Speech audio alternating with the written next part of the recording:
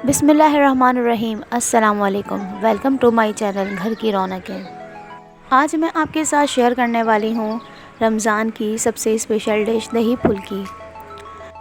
चलते हैं हम अपनी रेसिपी की तरफ, जिसके लिए चाहिए हमें बेसन 250 ग्राम। मसाले लेंगे हम नमक, लाल मिर्च, फूड कलर, अजवाइन और सोडा, खाने का सोडा।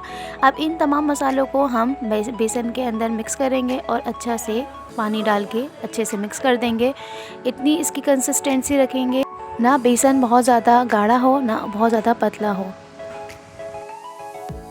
अब हम फुल्कियों को फ्राई करने के लिए एक कढ़ाई के अंदर तेल गरम करेंगे तेज़ आंच पे, और जब हमारा तेज़ गरम हो जाएगा तो हम चमचे की मदद से छोटी छोटी फुल्कियाँ बनाना शुरू करेंगे।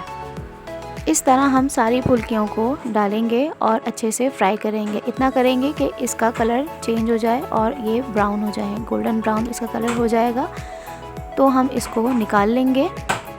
इसी तरह हम तमाम बेसन की फुल्कियाँ बना लेंगे, और जब हमारी तमाम फुल्कियाँ बनके तैयार हो जाएंगी तो आप देखें ये कितनी सॉफ्ट बनी है, अंदर इसके बिल्कुल गुठली नहीं है।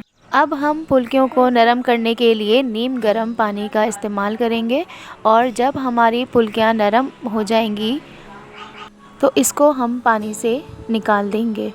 लीजिए हमारी फुल्कियाँ तैयार हैं। तो चलें अब हम चलते हैं अपने दही की तरफ। दही हमें चाहिए हाफ़ kg। दही को फेंट कर हमने थोड़ा प्याले में निकाल लिया है, और जो हमारा बाकी का दही बचा है इसमें हम डालेंगे नमक, लाल मिर्च।